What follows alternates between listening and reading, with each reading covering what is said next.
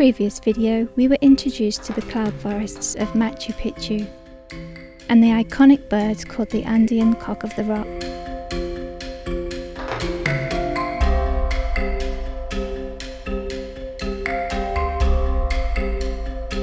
We also learned that this fragile habitat is at risk from logging, mining and agriculture. I've travelled to Machu Picchu National Park because there's an organisation here that is working to protect this important ecosystem, the Inca Terra Association. I am Gabriel Messer. I'm head of institutional projects at Inca Terra. Inca Terra is a pioneer of regenerative tourism in Peru. It was established in 1975 in the Amazon rainforest of Madre de Dios and in the Andean cloud forest of Machu Picchu.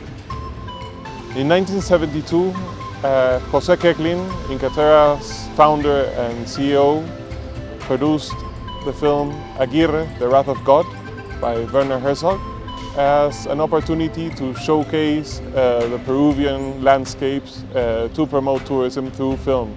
They shot the film in Machu Picchu and the Amazon rainforest. 4 years later, José Keklin acquired this land, which originally was a sawmill and used for livestock and was also a tea plantation. Inca Terra pioneered this concept of regenerative tourism, where scientific research is the basis of conservation, biodiversity conservation strategies, education, and the well-being of local communities. Well, I'm working here 8 years ago.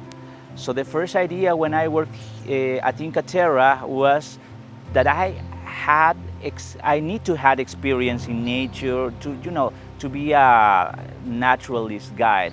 But I was wrong, because the time when I started working here, I didn't have any knowledge about nature, orchids, or birds.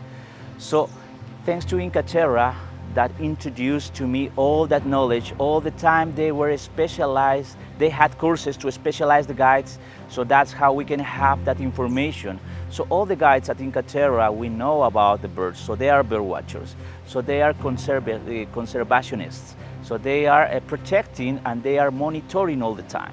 So thanks for that, Inca Terra guides, they have a kind of, they are different than other guides, not just taking care of the cultural, also taking care of the natural. So when we acquired the land, when Inca Terra acquired the land, the forest restoration process started. With the help of the local community, with local knowledge, we started knowing what was the native flora found in the Andean cloud forests of Machu Picchu. And bringing this back, the cycle of life of this reforestation process, contributed to bringing the birds as well. Birds as iconic as the Andean cock of the rock, which is Peru's national bird, or the Andean motmot, the golden-headed quetzal, and up to 19 species of hummingbirds. So this now is a natural habitat of, according to the flora and fauna inventories, it is the habitat of 299 bird species, as confirmed by eBird, by the Cornell Labs of Ornithology's application. And also it is habitat of 372 native orchid species, which has been confirmed by the American Orchid Society as the world's largest native orchid collection in its habitat. So those are indicators of this restoration process that has been going over the years and it's still going.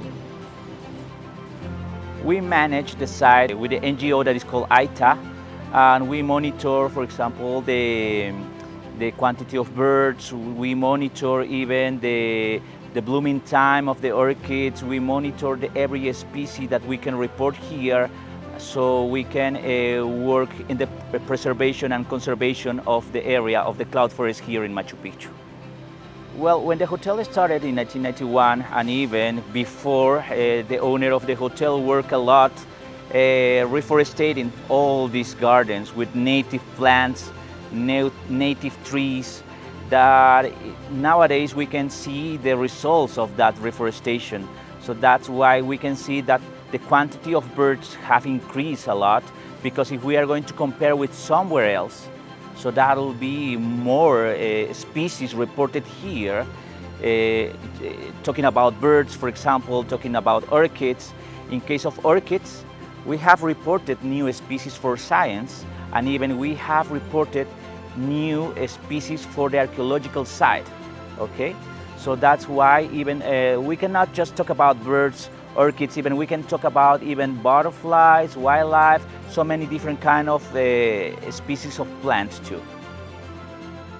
In the third and final video, we'll ask the question, what more could be done to protect the Andean cloud forests and the species within them?